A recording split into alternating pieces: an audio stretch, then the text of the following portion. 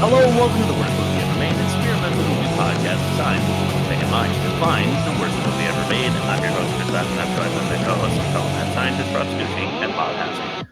Hey guys, how are you? And why are we doing this? I'm great. It's over. The marathon. The marathon. Like we've all had difficulties with our scheduling and work and family obligations where hour and a half long movies require multiple sit downs to get through. It's true. And this was that times 9, 11 times 50. Bob. What's up, Bob? Yeah, I'm doing all right. Not too bad.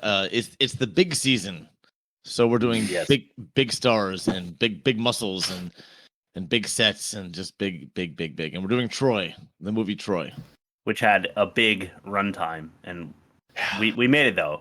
As I said, it was a marathon. We are all Troy athletes, if you will. Yeah. You like that? Like triathletes, but with the movie title. Right. We're gonna have to do 300 at some point, aren't we? Yeah, probably. Although, yeah, I don't know. A lot of people consider that a good movie. Yeah. Well, I looked at the poll, and I know what we don't consider a good movie, but we'll save that for the end of the episode. Yeah, we'll tease that later because we're not going to compare the movies because this is our first of the season. Yeah. So we're not going to do the offensive minigame. So we need something to fill that slot, and that's going to be a live look-in at Instagram poll. Although one of them is heavily favored at the moment. Yeah. Yeah, by a large order of magnitude. Yes, indeed. For now, let's go to YouTube. Sure. You know what? I don't care what the haters say. I think Catwoman was great. I've got 2 doozies, then 1 exchange. So Here's doozy number 1. Probably one of the greatest movie ever made. This one's my favorite. I never get bored watching it again and again. Wolfgang Petersen truly left a masterpiece for all of us. Each and every character have nailed their performance. My favorite is Achilles, in quotes, played by Brad Pitt. His action scenes are just perfect to describe the greatest warrior of all times. Followed by Hector, who has a great king and a loving elder brother. Period. Favorite movie quote. Quote, any moment might be our last. Everything is more beautiful because we're doomed. You will never be lovelier than you are now. We will never be here again. Achilles. That's doozy number 1. Okay, well, that line is decent.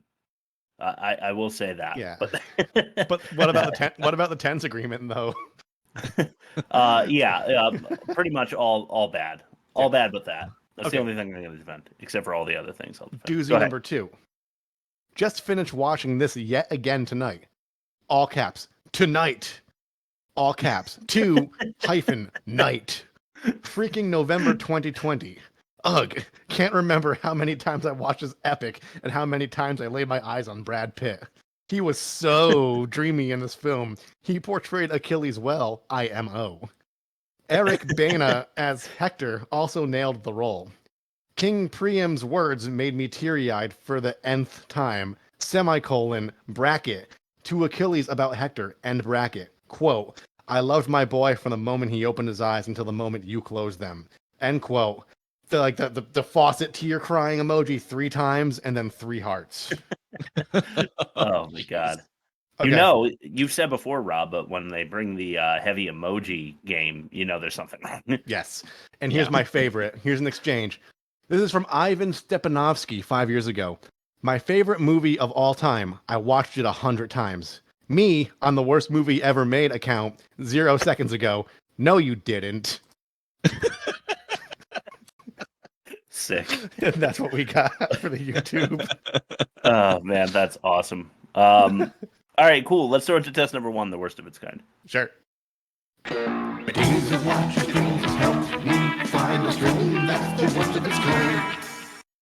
You mentioned 300. It's funny. So did the suggested movies on the streaming service.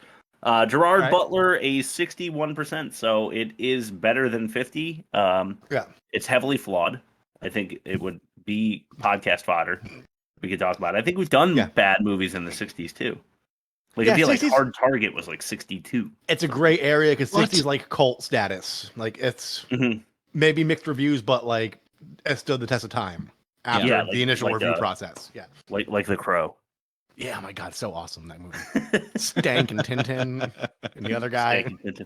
The Last Samurai with Tom Cruise, a 66. So we haven't left the 60s yet. It's all right. All right. I always think of that Mooney bit from Chappelle's Show, which I can't repeat on air. Yes. Oh, okay. The Last Blank, starring Tom Hanks. Oh God. Russell Crowe in Gladiators. So we're moving up the ranks here. A 79%. I happen to thoroughly enjoy that one myself. I don't know if it holds up, but I liked it when I saw it. Yeah, I like it. Yeah. American Sniper with Bradley Cooper, a 72. So a little drop off there.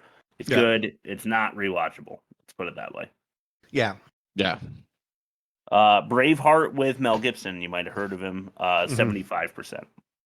Wow. Okay. Yeah, so not the heaviest hitters. Like nothing in the 90s or anything. So the average is a 70.6. What do you guys think Troy was able to put up? I'm going off YouTube alone.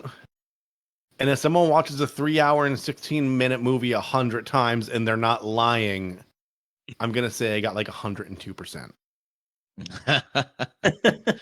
I'm going much lower, around the 40s. I'll say 40 exactly.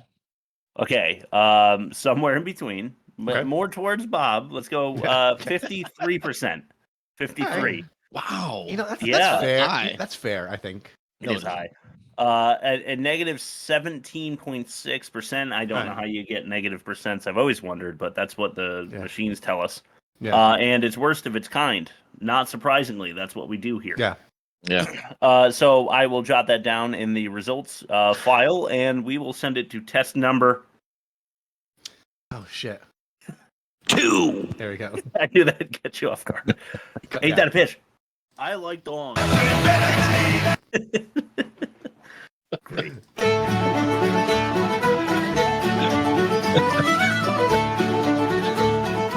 Now ain't that a pitch? That's what I get for messing with Rob. Yeah. Rob, you should go last, right? Yeah, I told you guys I think I'm gonna win this because it's amazing. So you guys go first. Bob. Okay. Yeah, I'll go first. Me, you? Okay. All right. There once was a man named Achilles, and a king whose face gave me the willies. Talking, fighting, talking, eventually some marauding. Don't make me watch this again, please. All right. It was. That's good. That's actually really good. It is good. It was way too long. Yeah. Oh, what a man is that man, Brad Pitt. More of a man than the men that he hits. Gets sneaky with girls. But in this old world, all the romance angles are pure shit. Yeah, oh, that's good. I'm less confident now. Right. Mythological stories end up in Hades. The river Styx is where they're dipping babies. The facts have been checked. The Greeks invented sex, but the Italians introduced it to ladies. All right, Rob, you have my vote. Yeah, I'll go Rob 4 stars. Okay. All right, I'll give him a 4.5 for a 4.25. Yeah. Very nice start to the season, Rob. Let's throw it to test number. Shit. Yeah, stop doing this, man. Sentient. 3. Number 3. Okay. All right, sick. So this is the most offensive. And I'll need you. What was that again? And I'll need you. That's what I thought you said. I'm offended. All right. I'm hoping to find more than just that to clip on Bob, so that at least I'm not the only one getting ripped constantly. Yeah, I'm working on it. Don't worry. All right, I put a lot of work into this one, guys. I hope you're ready. The most offensive, so, poor taste shit. Here we go with number 1. Other men allow us cheating sex prowess despite his wife Helen of Sparta around us. Yeah, that was the obvious one. Yeah. Number 2. Banging the beauty who brings battle and brutality to your borders. Yeah. So on the same, while Menelaus is getting his in down in the dining hall in front of everyone, the Spartan queen, Helen, is up there getting it on with Orlando Bloom. Yeah. So number 3, to piggyback on that, Stealing the sexy Spartan whose separation summons strife and struggle for your recently sovereign state. These are too long for me to keep typing. Stealing the sexy Spartan will go in the write-up, okay? Yeah, right. sure. So not only does he bang her without the king's permission, but he steals her. Yeah. Which I don't know if it's stealing if she consents. So yeah, but it seems hardly worth it though, Yeah. Yeah, like your entire country goes to war. There's impropriety involved. Yes. Yeah. Number 4, apprehending Apollo's affianced for amusement. I'll be honest. I don't think he has consummated the marriage yet, but Perseus, I think her name is the bride of Apollo, and Brad Pitt's Achilles character takes her as a spoil of war, not intentionally, but that's what happens. Yeah. Number 5, deep throating Patroclus. And by that, of course, I mean that Hector cuts really deeply into his throat, and it's a rough way to go. Yeah. Of course, he thought he was doing it to Achilles, but we'll get into that later. Yeah. Number 6, strangling your soulmate. This is Achilles again, where he is really pissed that Patroclus is dead, and Perseus comes out to cool him down, and he strangles her. Yeah. Right. After punching his right-hand man across the face and then making some ugliest Brad Pitt I've ever seen faces. Yeah. Mm-hmm. Number 7, dragging the defeated through the dirt. Yeah, that was pretty rough. Yeah, that was bad. I mean, it's enough to kill him, I think, but yeah, they're really into like insulting the corpse back in the day. Yeah, they are. Insult to injury. Yeah, definitely. Number 8, Twilight torching of Troy through trickery. Yes. 12 days of funeral games. Yeah. And then on the 13th, the morning, at 2 a.m., or whatever, they unleash hell on Troy in tomfoolery fashion. So number 9 is a clip, and then I'm going to ask for mentions because this is all I have. This one is Achilles talking to like an 11-year-old boy, and I think it's a little off color. Let's go to the clip called Dis. Are the stories about you true? They say your mother is an immortal goddess. They say you can't be killed. I wouldn't be bothering with the shield then, would I? A Thessalonian you're fighting. He's the biggest man I've ever seen. I wouldn't want to fight him. That's why no one will remember your name. Poor kid. You're going to die and your kids won't even know who you are. Oh, man. Really horrible. You guys have anything you want to mention before we move to test number 4? No. Just like the overall, I hate this kind of history, and like it might be why I'm not into like the whole like fantasy or like just like the epic like the epic old time like Greek and Roman god war type of things, because you don't know they said any of that. It's not even like the historical inaccuracies of like whether the thumbs down means kill him in Gladiator or the thumbs up means kill him. Like, yes, kill him. He did a great. He like they always flip it and mess it up. Yeah, they do. Right. Like they're like intimate conversations that were not documented or recorded. It just takes me out of it, and it offends my sensibilities. Like you don't know you said that. You weren't there. I do like those history. Those moments in history that they're documenting here, but yeah, probably not at all realistic. I'm with Rob. It's just I don't enjoy it because I can't suspend disbelief at all. Yeah, there are some things here in this movie that are very hard to go along with, and the catch-all will feature a few of those thoughts from me. There's a Kurt Cobain like authorized biography called Heavier Than Heaven or something like that. Heavier Than Heaven. And like they walk through like his final moments. He's like, he had 3 sips of Dr. Pepper before like doing this and that. It's like, you don't know he did that. Yeah. You don't know. Like there was a can of Dr. Pepper at the crime scene. Maybe you don't know what size his sips are. Like that's true. You don't know what size his sips are. It was that's an authorized biography. Yeah, could have been 1 gulp. He was stoned out of his fucking mind. So, he could have poured it out to the gods. Yeah, that's right. poured one on the ground for the back of his skull. Oh god. Oh jeez. I like Nirvana. That's fine. I'm a fan. We're cool. We're cool. I don't. Test number 4, the worst dialogue. 4. Yeah. Nice. It's the worst dialogue.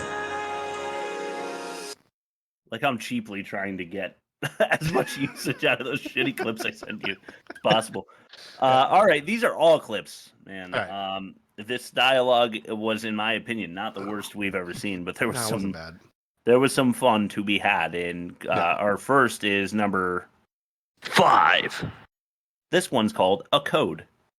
A chode.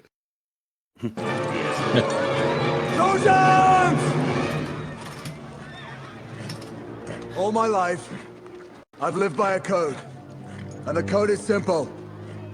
Honor the gods, love your woman, and defend your country. Troy is mother to us all. Fight for her!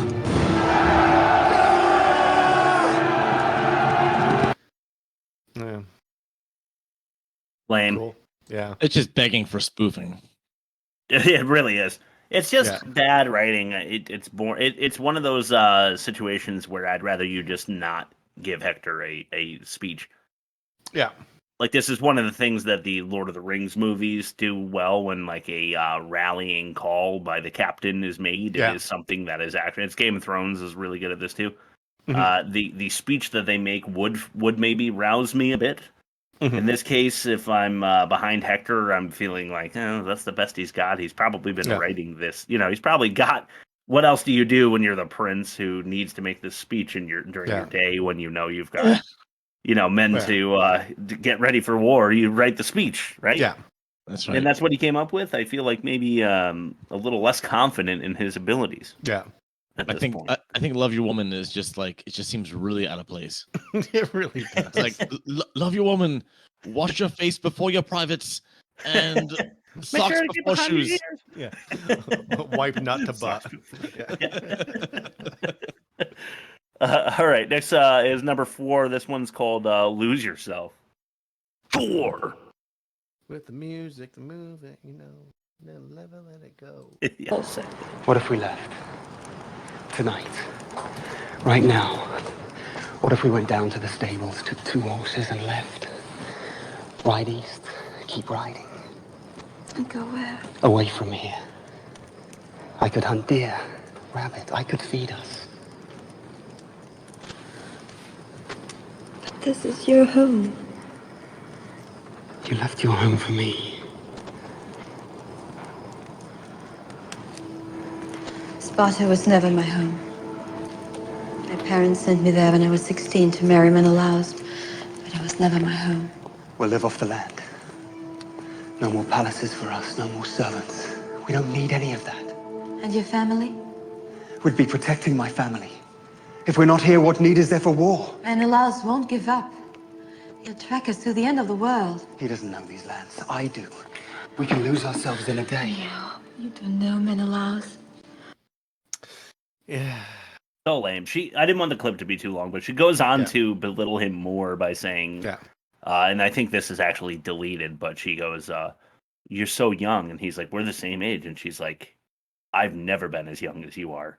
Like, why are you in love with this, prissy prince who is like, I can hunt, bitch. Yeah, I can hunt us deer and rabbits, and we can get lost in the forest in a day. So like, I'm going through like this kind of career flux where some gigs are cycling out and some new ones are cycling in, but like you go through like the rationale, like I could live on a scallop boat for a month and that'll cover 3 months worth of expenses. Like you're trying to justify like making like a big move that's not like right, and like that just gave me the whole vibe. Yeah. It does, and him not considering what she points out immediately, that Menelaus and Agamemnon are just going to burn down every hut in Troy to find them. Like Priam is going to be like, no, they're not here. And Agamemnon's like, bye. Forget it. Yeah, I'll take my 500,000 men back across the sea. Yeah.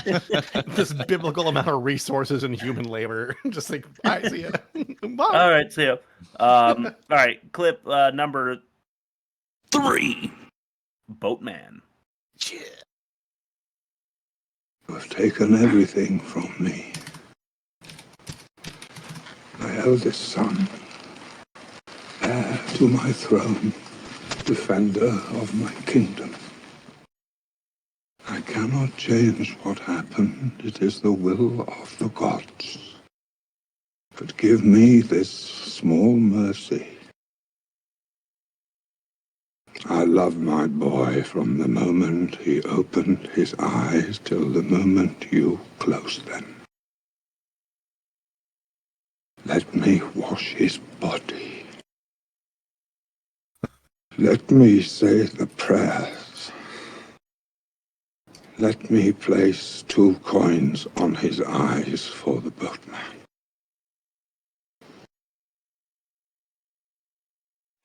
If I let you walk out of here. That was the emoji on the YouTube I was trying to describe. Yeah, the pouring tears. Yeah. I get the idea, like that ceremony, and it's a little weird now, but that's what they did then. It's just weird now. Too weird now. It's like especially washing the body. Please let me wash the body. Let me get the dirt off his balls. He can't go to the boatman with dirty balls. It's not fair to him. And then I'll put coins on his eyes and check his scrotum like 1 more time before I sign off. Dust off his flaps. Speaking of which, how perfect is clip number? Oh, God damn it! 2. This one's called Sack. Mighty Achilles, silenced by a slave girl. Tonight, I'll have her give me a bath. And then, who knows? You sack of wine! Before my time is done, I will look down on your corpse and smile.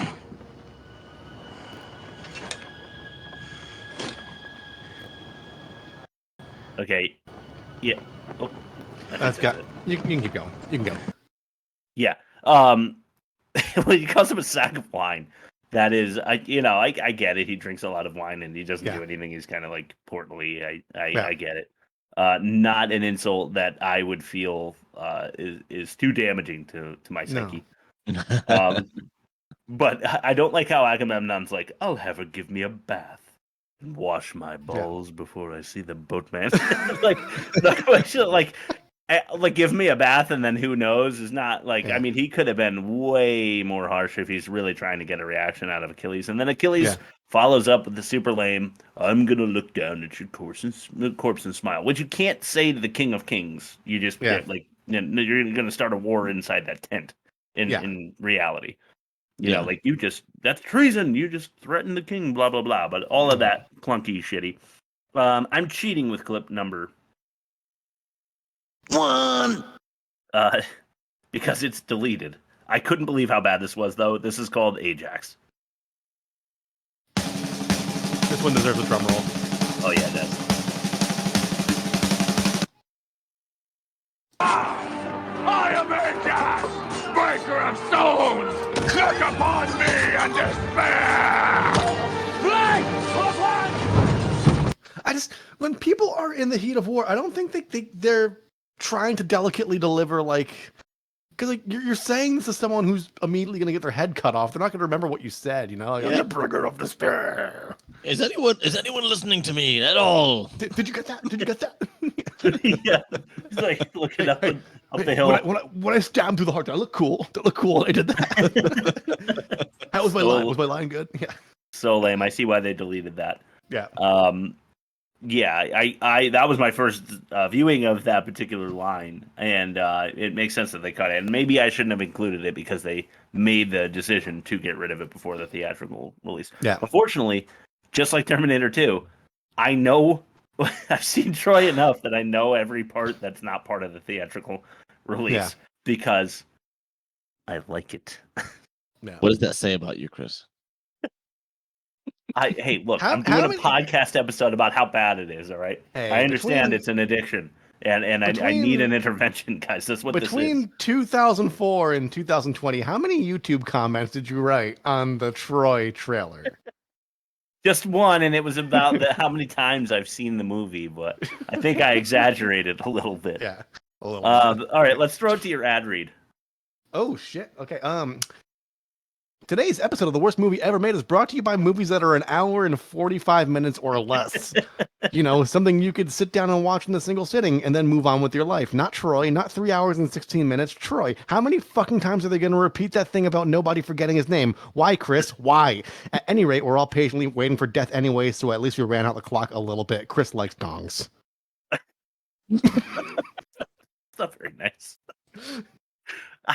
I didn't think... Look, the runtime is officially 2:43. We had the extended version. I mean, 2:43 is still horrifically long. So long. So I looked too, Bob. I could not find the theatrical cut on YouTube for sale. It was only the director's cut for sale, and you couldn't rent it. You had to buy it. And I was like, fuck, because I wanted the caption, so I was gonna spend $3 and watch it. Yeah. But yeah, no, I didn't. I was gonna spend $16 on this, but they don't want you to see the theatrical cut for some reason. I don't know why. I don't know either. Yeah. Maybe they want you to see all the money they put into it. Yeah. That extra half an hour was like $2 million, probably. It was like $20 million. Maybe more. Man. Yeah, seriously. Yeah. They put a lot of fucking money into this movie. But I'm wondering what it is that Bob deems the worst production, so let's send it to that test number. What number is this? I don't even know anymore. 5. 5? 5. And funny enough, it's the last one we can do it for because I'll do it myself for the next one. This is the worst production. No need to agonize on scripts and budgets, 'cause now it's time for the worst production. I live in the moment, and some the numbers aren't on my test. It's just the name of the segment. So I keep. Oh, nice. That's why I kept asking. Yeah. Yeah, I'm the same way. I did not know what I thought was worst production was S4. So there's actually a lot of hullabaloo around the extended version being the preferred version because they purposely only released the extended version once the theatrical release was over. Wow. No kidding. In terms of DVD sales and streaming sales. Weird. So, look at that, Rob. Yeah. So that actually takes me to my worst production, which is extended scenes for a very simple conflict. Yeah. Yes. That's so if a story requires more time to follow a more complex story, break it into more films, like Lord of the Rings, for example. Yes. Even a B plot, like a B plot or a C plot. Yes. Yeah. But if you have a complex story and you need 2 hours, sure, take 2 hours, but otherwise keep it under 2 hours. That's, in my opinion, that's the worst production. I mean, give me a freaking break. This movie repeated the what do you call that? The exposition so many times. It just was unnecessary. We knew what was going on. We knew what the conflict was. We knew who hated who. It didn't need that many hours to tell the story. If you cut out all the times Achilles said they'll remember my name and they won't remember yours, and the amount of times everybody else said it's in the God's hands, you could probably trim 45 minutes off this movie. Easily. Yeah. I think that there's a good skeleton. It's just covered by a morbid, obese level of fat. Lots of fat. Yeah. I agree. Yeah, so I completely agree. And I'll talk more about that in the catch-all. But I guess I can say that I'll just cut out some catch-all stuff right now. I think there were also too many characters. Too many, and they were lackluster introductions as well, but we gave lines to good actors who didn't need to be there, didn't need to get a paycheck. I don't know what the budget was for this movie, but I feel like they could have cut it down by a lot and still it probably would have delivered a better movie if they just made it less ambitious. You want to know the budget? Yes. $185 million. Wow, good God. And this is 2004 money. Yeah, that's so much. And that in is so 2023, much. that's like in 2004 saying that's like 1972 money. Like that's for adjusting for inflation, that's a shitload of money. Do you have the worldwide? I'm just curious. What worldwide gross for Troy? Yeah, right. I just have to know now. I want to know how much money they lost. Well, if my running theory, 497.4 million. So they made 500 million. Okay, so they more than doubled their money. They profited. Yeah. Brad Pitt has international draw. Yeah. He's and there was a promise of him being half naked for half of this movie, which I was charmed by his nakedness. Glistening. He is an attractive human being. I get that. Yeah, I get that. They forced it on me, and I feel a little uncomfortable now. Yeah, I feel like I've been touched, and I didn't ask for it. Yeah, might have been the best part of the movie. Like I just saw him like laying on his side. I'm like, how do you get like that muscle like where your ass like meets your hip? You know? Yeah, right. I don't really know. To Eric Bana's credit, he also was fucking jacked as shit for this movie. Yeah, and Orlando Bloom looked like a little bitch. as he always does. Yeah, he does. Okay, test number 6, the worst acting, speaking of which. Oh, yes. I'm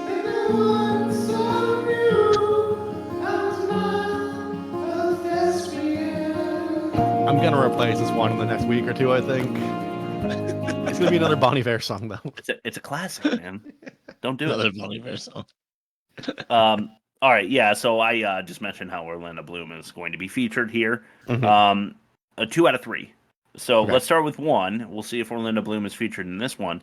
I called it, kind of for the YouTube audience, I called this one Fly in the Room. 1! Fly in the Room. Before you came to Sparta, I was a ghost. I walked and I ate and I swam in the sea. I was just a ghost. You don't have to fear tomorrow.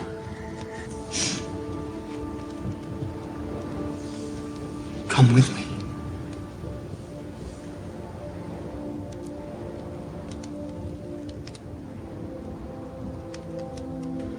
Don't play with me. Don't play.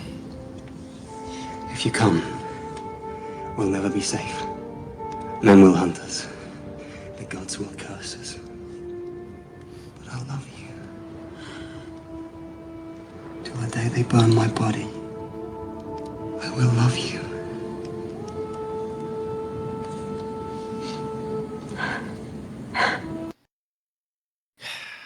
Okay, so the reason that I call it Fly in the Room is because Orlando Bloom, if you don't know, if you haven't noticed, does this thing when he's acting, and it makes me feel as though he's one of the worst actors to hit like a list that I've ever seen.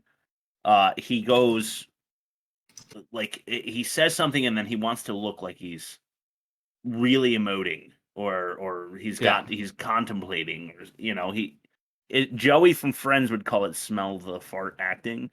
I'm going to give Erin credit for that because I was just talking to her about how Orlando Bloom does this, but he searches the room. Like I called it Fly in the Room because it's like he's following a fly right when he's making some major statement. So he goes with his eyes. He's like, I love you, Helen. You know, and then it like refocuses and it's so frustrating. It's like such a cheap trick. That's supposed to look, and he does it as Legolas as well, but he's supposed to be kind of stoic, and it works a little better when you're an elf than it does like a human vagina in Prince Paris. So that I don't know how you guys feel about Orlando Bloom, but I don't know how he got Lord of the Rings. He got this. He got Pirates of the Caribbean. I just don't understand because I think he's terrible. Yeah. It's the thing that someone pointed this out to me about Seinfeld and it made me like it like 5% less. Like Jerry always kind of has a little smirk before like his delivery. Yeah, before, like, the punchline and the laugh. It's like Seinfeld is knowing. Yeah, it's like the self-referential almost, but like in Seinfeld is forgiven because that's kind of the point. But and this is like Troy, you know. Yeah. That explains the awkward makeout scene that we saw. Between him and Helen? I think he's still following the fly as he's trying to make out. Yeah. Yeah, he thinks it's in the mouth. He's trying to catch it with his tongue. Yeah, he's just fucking awful. It reminds me. You guys ever see the Hillary Clinton video where she's like following a pizza? Oh wait, no, it's not Hillary Clinton. Although I think she also has a weird one. It's Winona Ryder. When she's like accepting an award for Stranger Things season 1 or whatever, she goes out and she's like on drugs or something, and she's like, and somebody like put a slice of pizza there. And she's like, she's thinking about stealing. Probably. Yeah, probably. I could have 3 awards if I stole these 2 over here. Shoves them on her flannel, her Joyce flannel. All right, well, I'm gonna leave Orlando Bloom alone for now, and then we're gonna switch our focus to some actor who I don't know. This one is clip number 2. It's Patroclus. We're going home?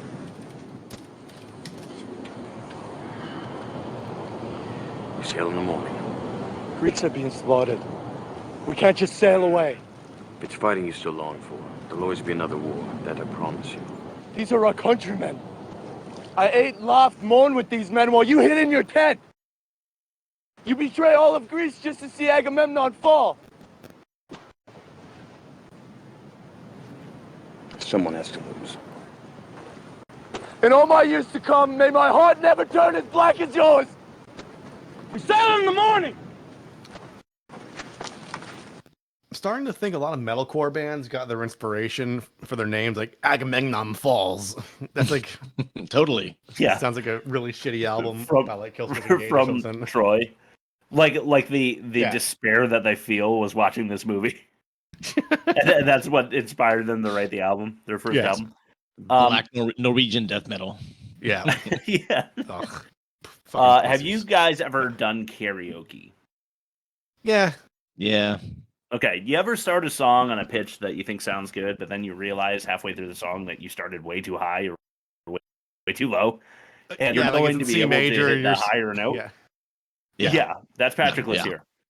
He starts with a level of emotion that is it almost feels right when he starts, and then when he realizes he has to ramp it up after Achilles is like, we're sailing anyway, he's like, no, you have to drink it. I'm like, my mic's gonna cut out, so I can't even go as like insane as he does there. But like, he almost loses his voice because the actor didn't realize he was gonna have to go to a higher pitch, which is weird because it can take multiple takes. Yeah, so it surprises me that was the end product. And it's funny you brought up karaoke because like the thing I always like tell other musicians, like when they try doing something ambitious on stage, is like when you practice you should be punching up, but when you perform you should be punching down. Like you should be like playing well within your comfort zone, right? Just so you could throw a better show, not like just staring at your fretboard. And like I feel like he went and he came in to do like the technical song before warming up. Right. Yeah, exactly. That is how I feel. Like he was really going for it. And I understand it was the heat of the moment for Patroclus. Like he should be really upset. But I couldn't when he was like, I laughed and ate and mourned with these men, but he says moaned. And it's like, boy, this has gotten off into a very strange place. Yeah. Yeah. and then I saw the men and I washed their balls before battle so that they didn't before have dragging my sack across their face. All right, let's get back on Orlando Bloom. Unfortunately, Eric Bana, I think, was also like his head was dragged under the water a little bit here on the open ocean. With Orlando Bloom, because you kind of have to meet the level of the actor that you're with, and I don't think Eric Bana is necessarily a bad actor. I don't think he's the best. He's like a B- solid B. Yeah. But in this clip, in my opinion, he's like a C. And Orlando Bloom is just bad. So this is a blooming badass at number 3. Wait, you fool. Listen to me. Do you know what you've done? Do you know how many years our father worked for peace? I love her. It's all a game to you, isn't it? You roam from town to town, betting merchants' wives and temple maids, and you think you know something about love. What about your father's love? You spat on him when you brought her on this ship. What about the love for your country? You'd let Troy burn for this woman? I'm sitting right here. I won't let you start a war for her. May I speak? What you say is true. I've wronged you. I've wronged our father. If you want to take Helen back to Sparta, so be it. But I go with her. To Sparta, they'll kill you. Then I'll die fighting. Oh, and that sounds heroic to you, doesn't it? To die fighting. Tell me, little brother, have you ever killed a man? No. Ever seen a man die in combat? No. I've killed men. And I've heard them dying. And I've watched them dying, and there's nothing glorious about it. Nothing poetic. You say you want to die for love, but you know nothing about dying, and you know nothing about love. All the same, I go with her. I won't ask you to fight my war. You already have. I just think it'd be really funny if like Helen was like in a cage, like right next to him, like for her, for fucking her, and she's just like, what the fuck? She's pretty, but your average barmaid. I don't. Sullen wench. I don't claim to be an expert in anything historic, but where are they getting these English accents from? That is the thing. Okay, Bob, I'm so glad you asked. I've always felt like it's purely for American entertainment. All you need to do is give them an English accent. Like, have you ever seen Chernobyl on HBO? Yeah. Oh my god, amazing series, right? Did you enjoy it? I've only seen like one episode. Okay, well, watch it if you're curious. It gets better and better. But they give these Russian people English accents, and it's really weird. Like it's like basically modern day Russia, but they're speaking in English in a British accent. It makes them sound more like regal and gilded, like and easy to understand, but foreign, not domestic. Yeah. Yeah. That's all it is. I feel like that Shakespearean credit that you get from giving them like English accents. It's that, or it's the aristocrat from New Orleans. But Shakespeare was English, so that makes more sense. Yeah, right. Well, it would. Yeah. Sure, but like, yeah, that's the idea, is to give them that kind of stage presence by giving them annoying. It is annoying. So once they knew they were a thespian, is what you're saying.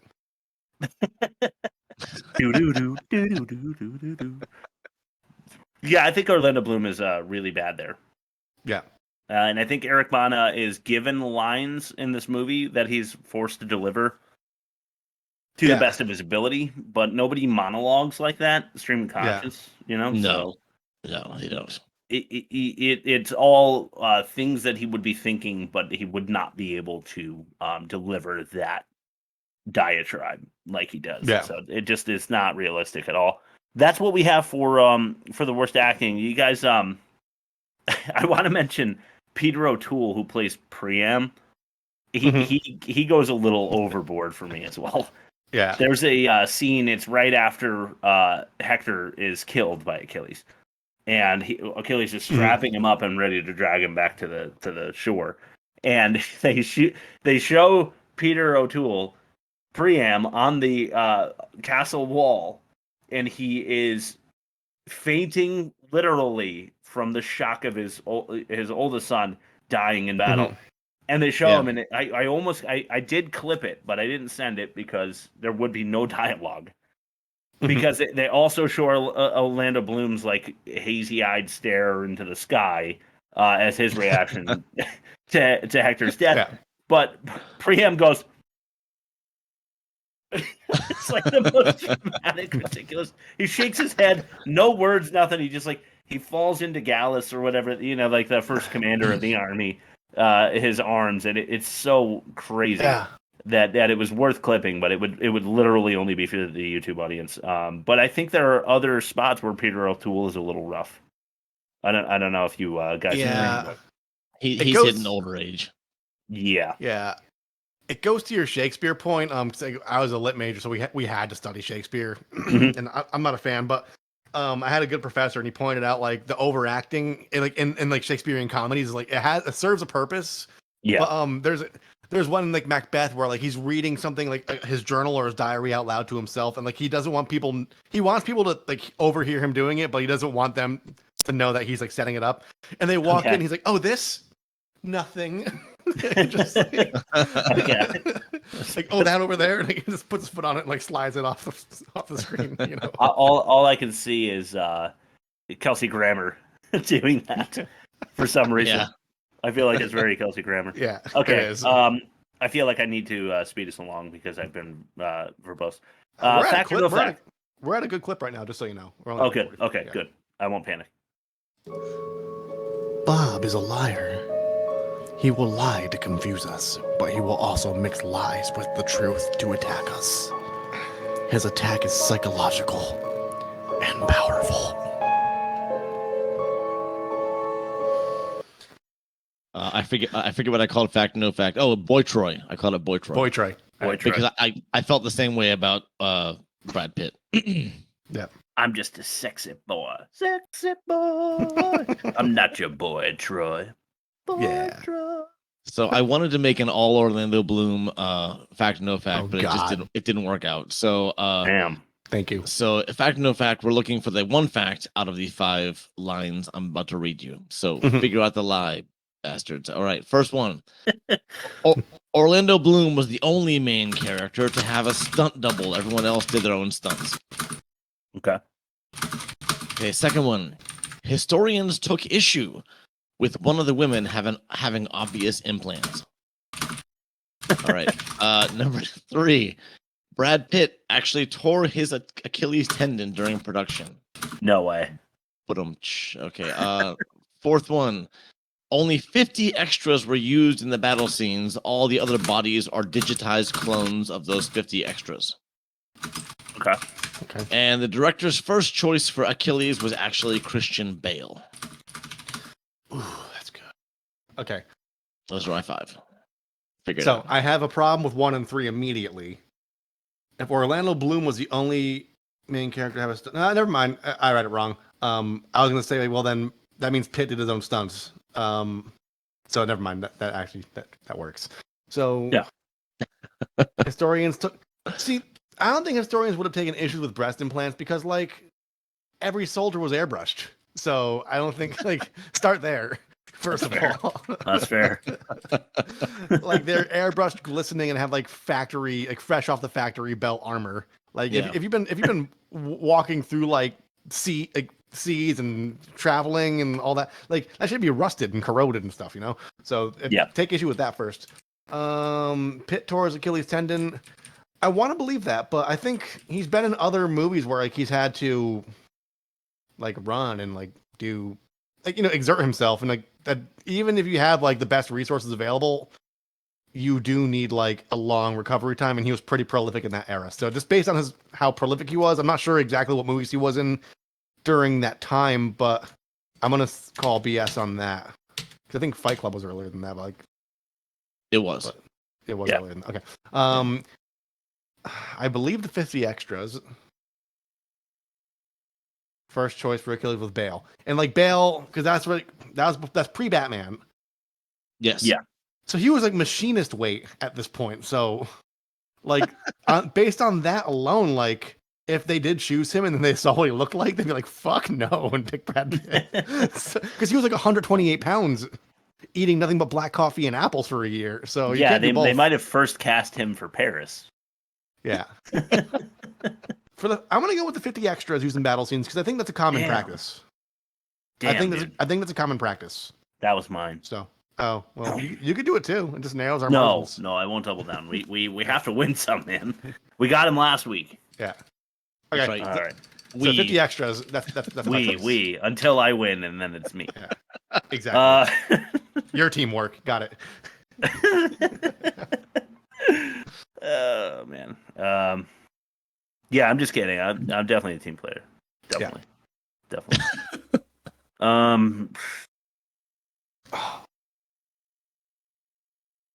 I think the Achilles heel thing is just too like I would be insane to pick that one.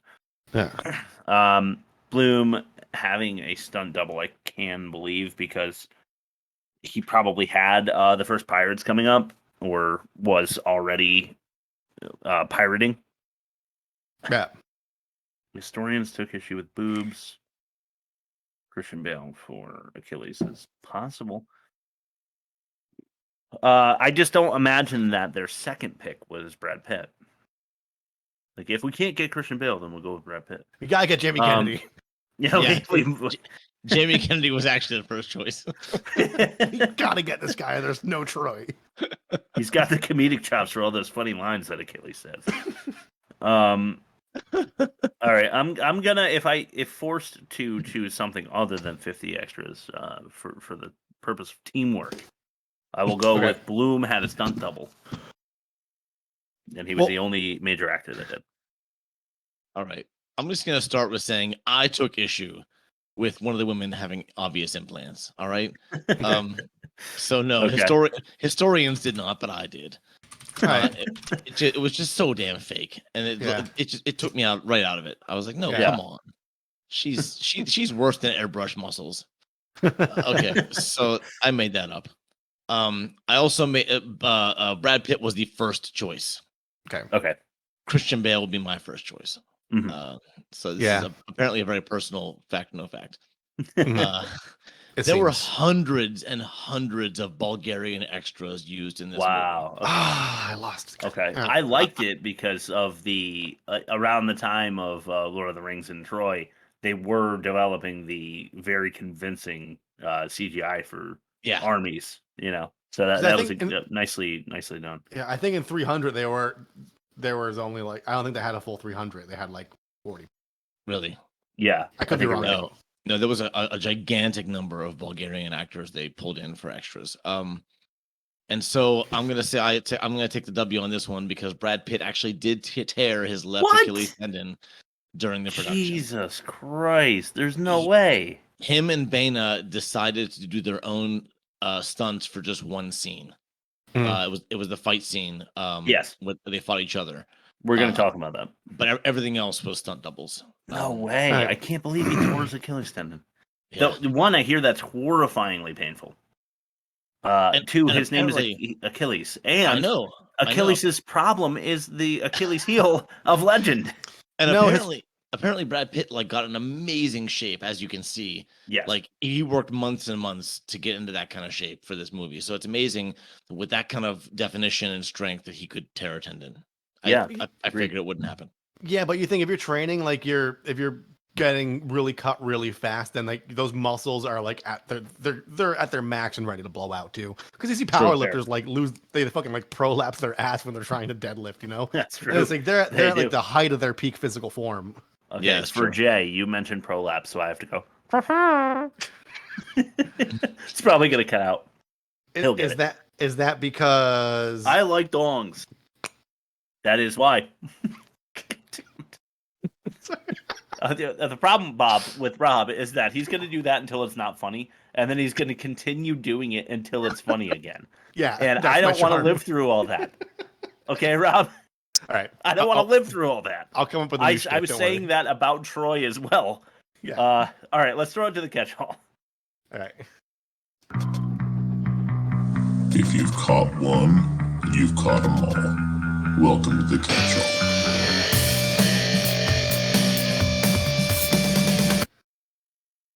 Richard Cox looks funny in a chariot. He looks funny in this whole movie. He does. His armor's just way too big for him. Yeah. When was the old manor, and by that I mean the 1-versus-1 warrior situation that decided the fate of entire armies? Entire countries. Yeah. I don't know that ever was a tradition. Your best man against my best man. I mean, I get your country if mine wins. By the way, you already know mine is Achilles, the man of legend. I could see that being a thing where, you don't know what other wars they have brewing up on the docket, So maybe he was trying to spare his. If we lose, we could just we could bail and go back and train and take over that way, Maybe. So I don't know. But they lose their lands. Yeah. So this is tropey. I didn't do a trope section because I didn't feel like there was enough. Maybe I'm wrong. Yeah. But when Brad Pitt kills Boagrius, the giant man with the huge muscles and stuff, he's 7 feet tall or whatever. He goes, is there no one else? You know, and he's yelling into the whole army. What did that remind me of? Take a guess. Anybody got a guess? It's we mentioned the movie very early this podcast. 300? Something from 300? Braveheart. Gladiator. When he goes, are you not entertained? To like the kings and whoever he's entertaining. I did love that scene though because I just something about the charm of someone like who's just like super petty and like not really into what they're doing, but they're like beautifully skilled at what they are. Yeah. It's like seeing an angry magician. Like it's like he's like, all right, fuck you guys, come on. He like fucking gets dressed, like rides over there, just fucking ices the guy and like walks home. Like fuck off. And he literally pulls the rabbit out of the heckler's ass. Like just has spot. The guy's like the leaping collarbone stab was sick. Yeah, really cool. Many good actors, including Brendan Gleeson, who is Menelaus, who I love. I've mentioned him before. He's in Gangs in New York. I think he's been in an episode or two of the show. John Shrapnel, who was Nestor, I think he was good. Richard Cox, Peter O'Toole, where I wrote meh, and Sean Bean was really good. They're all like hitting home runs in their scenes, in my opinion. They're doing a good job.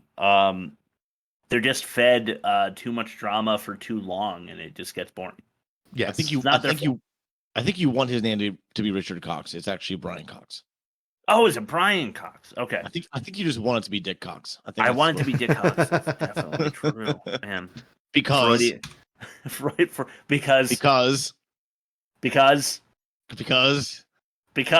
why does he want it to be Richard Cox?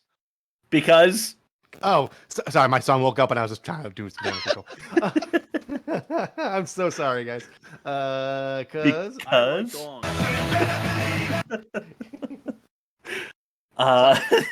it is. I got a screaming kid in the other room. I had to check the situation. No, you're good. Chris, we just made it not funny anymore. Yes.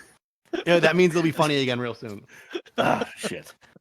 Don't keep looking upstairs to where your brother is banging the queen. Yeah. That was super uncomfortable. Yeah, it was like any moment they're going to realize what's happening. Are Achilles and his mom demigods in actuality? This is the suspense of disbelief that I felt I couldn't partake in. Yeah. Because his mother does prophesy that he will die in combat. And he does. Is that she is, yes. Is that really a prophecy though? Like it's just like a highly likely thing that's apt to happen if you're going off to war, right? I think we are supposed to think that she is, because the kid says so, right? Yeah.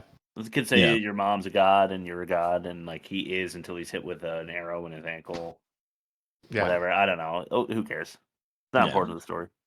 The director loves contemplative stares over open ocean or to the sky, which he found his muse in Orlando Bloom.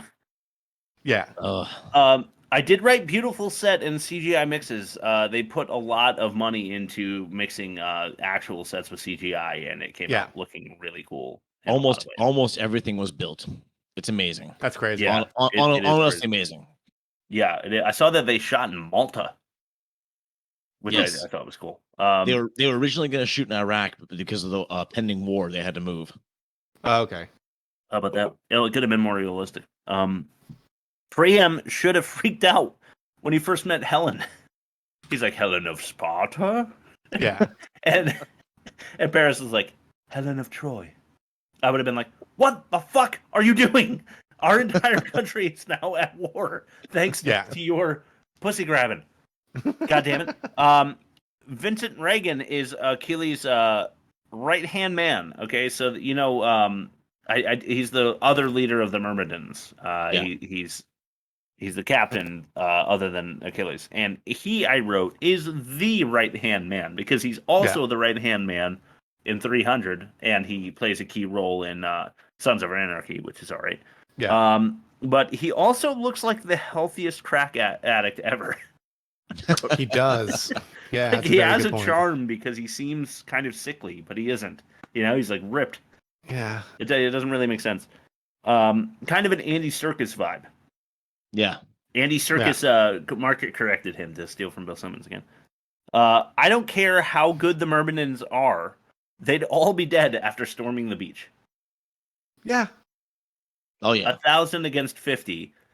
Yeah. It's just not gonna happen. Like once they're getting off the boat, you see 10 of them drop. Yeah. And then they have to enter hand-to-hand combat shortly after that. The Achilles shield to the back that caught the arrow was cool, but it was luck, not skill. Yeah. So is this a nod to his godhood, his demigodness? Yeah. Like he can't die because he just so happened to luck into surviving all these things? I don't know. Yeah.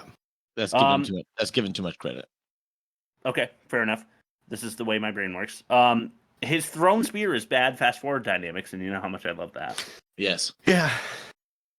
I don't know if that was supposed to be another nod to his godlike, strength.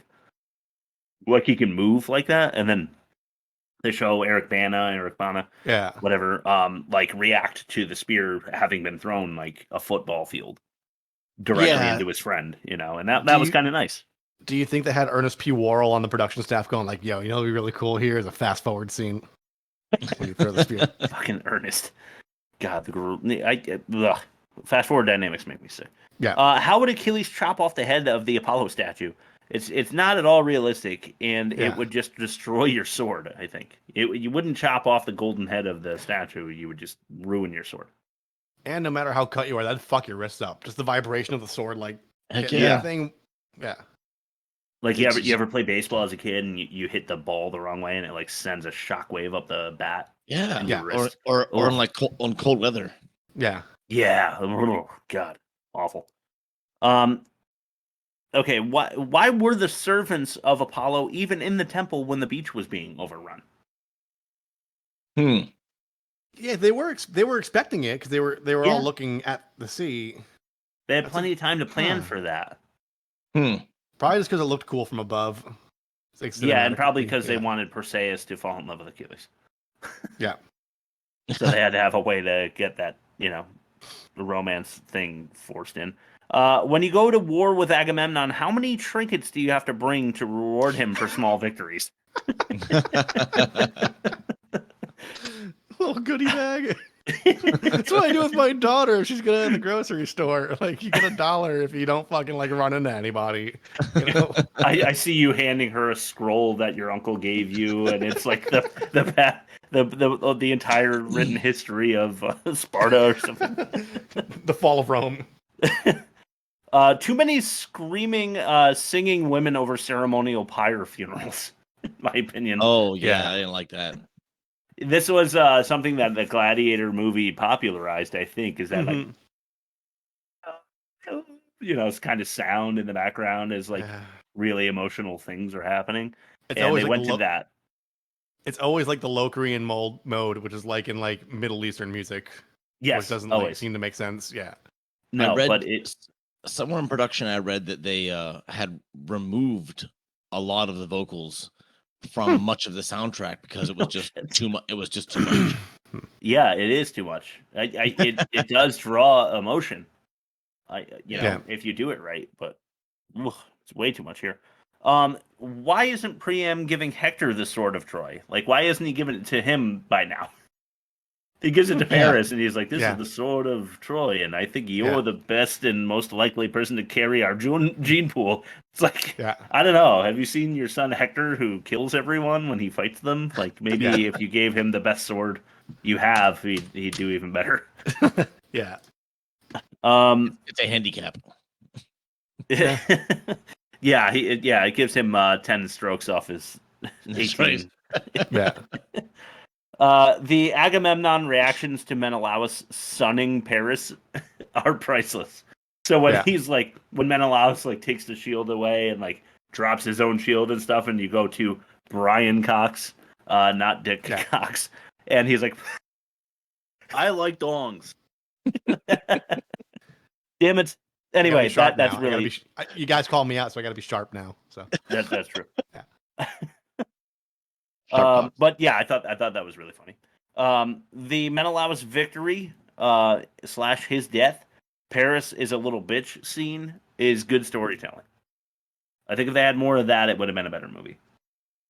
So they set up and this is where you see David Benioff, Rob, who you mentioned to me, is one of the writers on Game of Thrones. You see the brutality and the good storytelling here, where Paris is too much of a bitch to face his death, even though he promised Helen that he would. Yeah.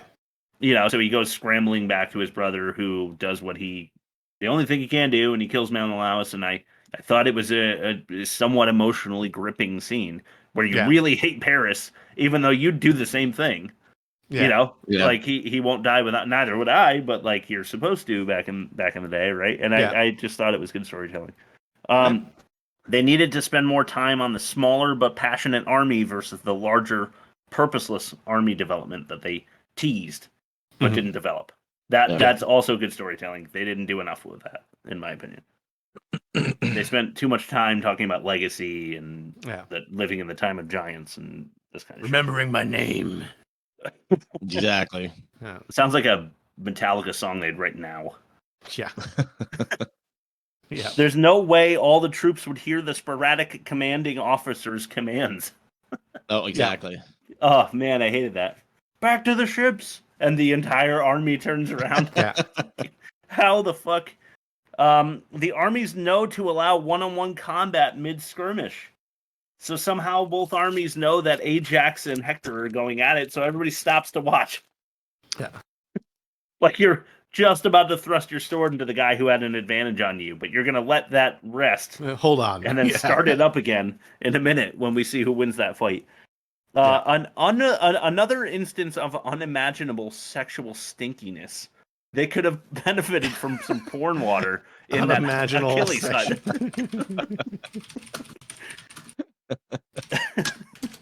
Also, in the fight scenes, like I know they had different shields, I think. But how do you know who the hell you're fighting?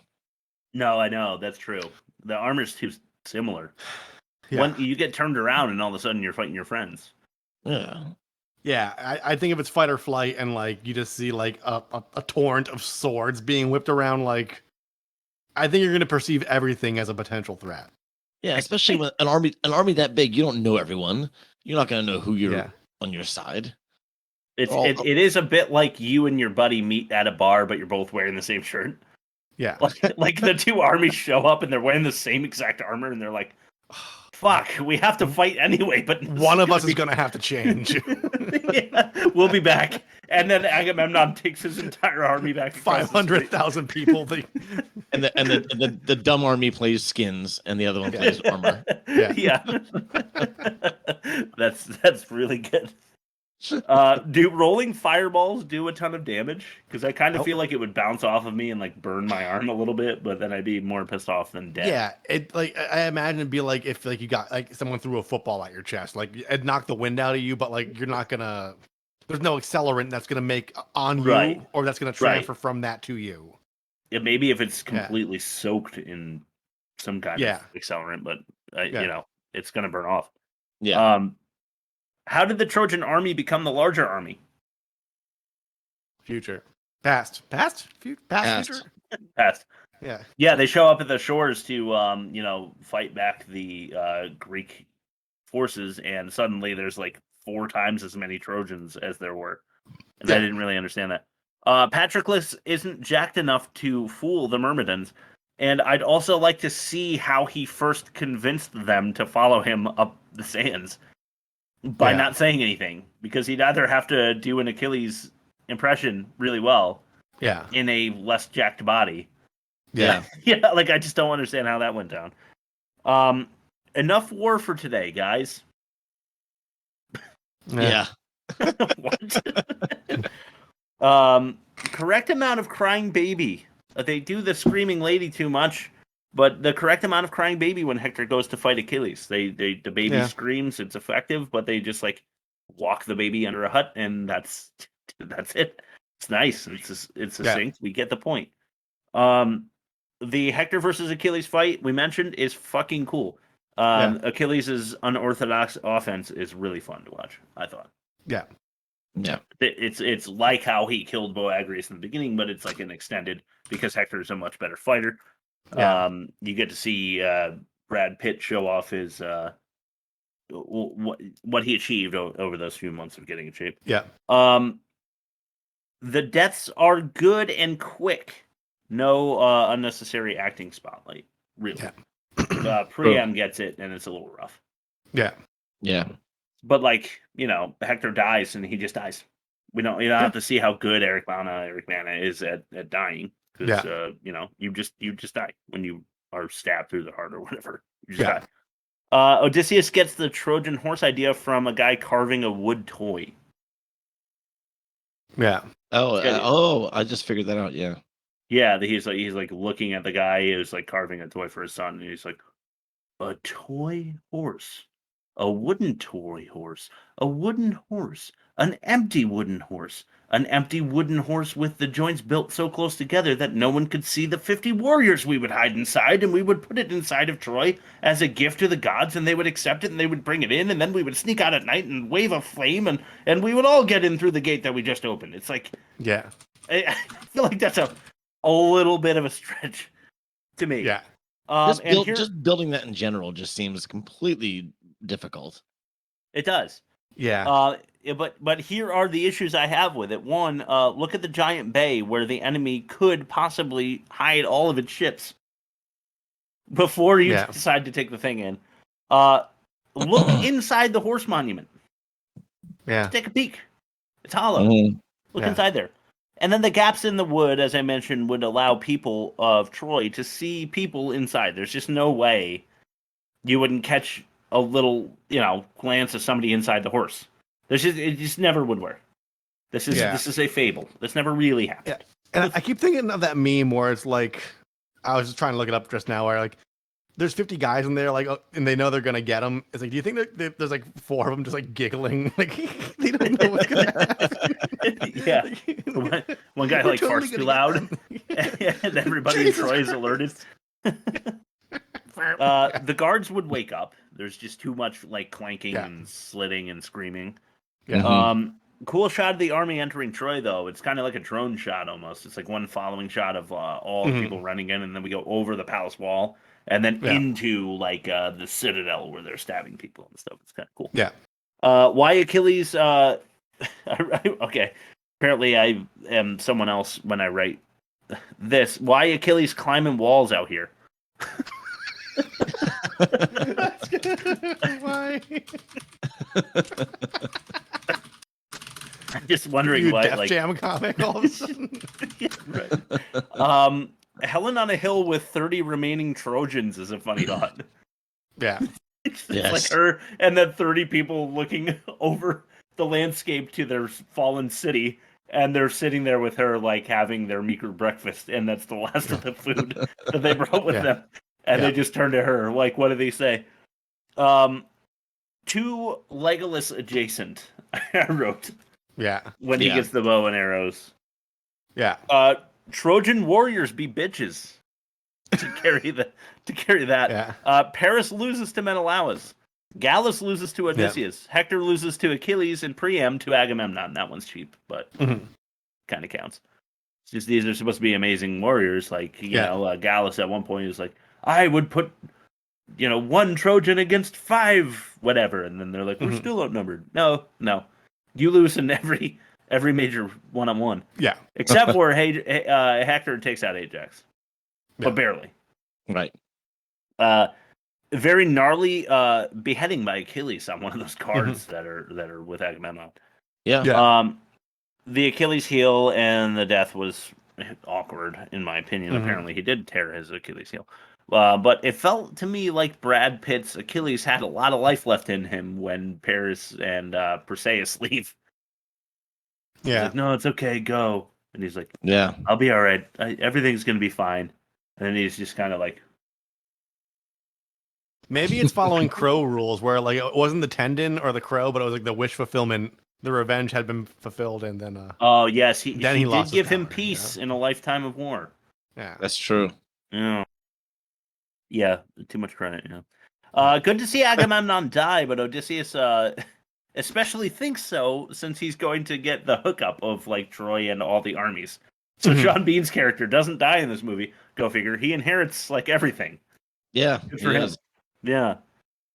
That's all I've got. You guys want to mention any thoughts that you have before we finish this one up? No, nothing. Spent too much time on this movie already, I think. Yeah, no kidding. Okay, Rob, well, why don't you give us our alternate ending of the week then? Okay.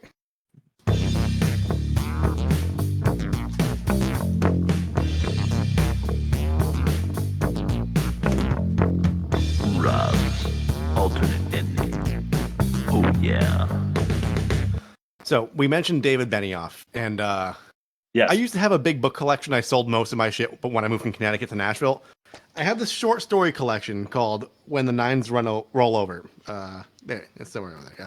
I'm gonna read you a paragraph instead of my alternate ending because the writing is so excellent, and I don't know what happened in Troy. And it's like, see for yourself. All right.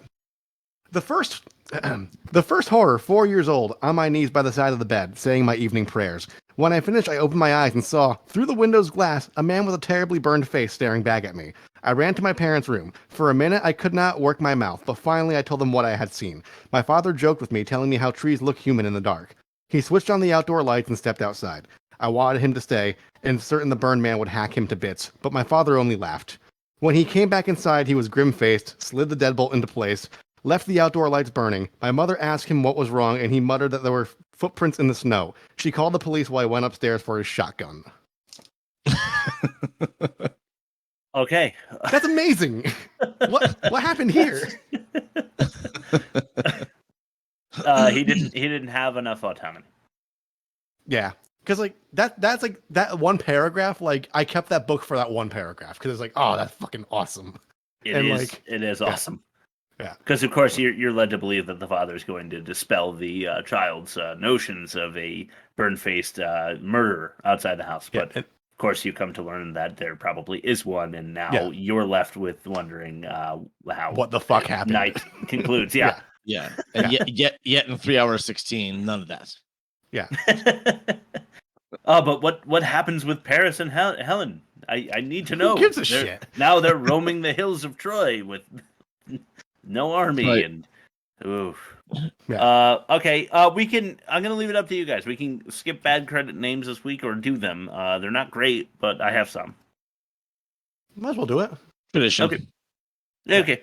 Tradition. Future. Past. Bad credit names like. I'm Harvey Manfredson. Go. It is nice to get the bumper there. Yeah. Nikki Penny. Okay. Good. Guy List. Okay. Saffron Burrows. Okay. Quinny, and this one actually makes a lot of sense now. Quinny Sachs. Oh, nice. Lebo Boo Majodi. Boo is the nickname. Zebedee Massey. Zebedee. Duda. Zebedee bop bop. The Bulgarian Women's Choir. Yes. Was credited. Okay. My wife actually has CDs by them. No shit, really? The mysterious voices of Bulgaria. Do they just go like for 3 hours every time you do it? Yeah. She actually used to. Damn it. Yeah. She actually used to put it on outside during Halloween for trick or treaters because it was so haunting. Nice. Wow. What if I do it from back here? Nah, you're clipping out. I'll send you guys. I'll send you guys a Spotify song. I'd like you to. I'd like to hear. Okay, last one I have is Robert Chuck Finch and William Wick Finch. I assume they're brothers. Yeah, I guess so. Chuck and Wick. Yeah. Kind of weird. We do not compare the movies this week. Yeah. We can play the bumper if you want. Let's just go ahead and do it because I like the voice. We love it. Time to compare the movies. That sound crisp. No minigame either. Next week, let me take a live look in. Although I'm sure that it's too late. Last time I checked, it was a particular movie winning by a very significant margin. Well, I can't see, but yeah, it was like 70% The Phantom. Oh, the 2006 what is his name? Billy Zane. Oh, Billy Zane. Yeah. This was his shot at the A-list. He's he's the bad guy in Titanic. He's Rose's shitty husband to be in the Titanic movie, and he's also in Tombstone. But he's like an actor, like literally an actor he's acting as an actor in Tombstone, and he's not a bad guy. And I tend to like him. I think he portrays his role effectively, but apparently in this one, not so much. I've heard legend. My aunt Grace Lynn, Sissy, colloquially, I hate that word. In my family, that's what we call her, sis. Shout out, she's an avid listener. She suggested this to me a long time ago, so I finally got around to putting it on the poll, and it won. So let's check it out. I can't wait. It's 2006, I think. No, I was in like middle school. 96. Yeah, 96. I think it's 96. Oh wow, okay. Yeah. But it's big. It's big budget, and it's a big shot for Big Billy Zane to hit the A-list. And I think he big time fails. So big movie. I had a Sega Game Gear, which was like their answer to Game Boy. Okay. And one of the cartridges that came in like the startup pack was the Phantom. Oh wow, really? It was awful. To see that. It wasn't a good game. No, it's supposed to like I think from the trailer, it's supposed to look like L.A. Noire, superhero in purple tights, 96 movie, but it's like you send it back to like the 50s noir. And like you have to collect like 3 skulls to like harness powers. It's weird. It does seem really strange. So I look forward to seeing it because I haven't, and I think it's going to be bad. Yeah, me neither. Cool. All right. So let's just run over the results. Negative 17.6 and worst. Yep. For Troy, the pitch was won by Rob at 4.25 star. So very nice to start. Offensive, I don't know, mildly. Yeah. Mildly, yeah. Yeah. Okay. Dialogue, meh. Production, extended scenes for very simple conflicts. Is that right? Yeah. Yeah, too long. Okay. Too long. So acting, I want to say just Orlando Bloom sucks. Make that the demerit as well, in case we need it later. I did write down length for demerits, but cool. Orlando Boo. But I'll also write Orlando Boo under demerits. So we've got add a few extra O's on there. Yeah, all right. Boo, you murdering murderer, you lying murderer. South Park. Got it. Yeah. Well, I don't think what you were doing. I don't think we mentioned it, and I just saw that episode recently, so it came to mind. So there's your South Park bingo. Yeah. All right. I think that wraps it up for this week. So thank you, as always, for listening. Check out our YouTube. Subscribe. Go to what, Rob? www.theworstmovieevermade.com. Everything is all there in a neat little package because I like dongs. How did I know that was coming? If you ever want me to pump the brakes on that, I'll pump the brakes on that. But I wanted to. I got a related last word. This comes from Groucho Marx. Did you ever realize that Peter O'Toole has a double phallic name? Yeah, he does.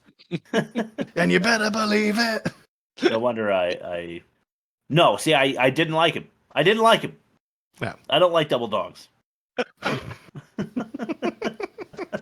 All right. Anyway, till next week, The Phantom. Can't wait. Thanks, guys. Love you. Yes.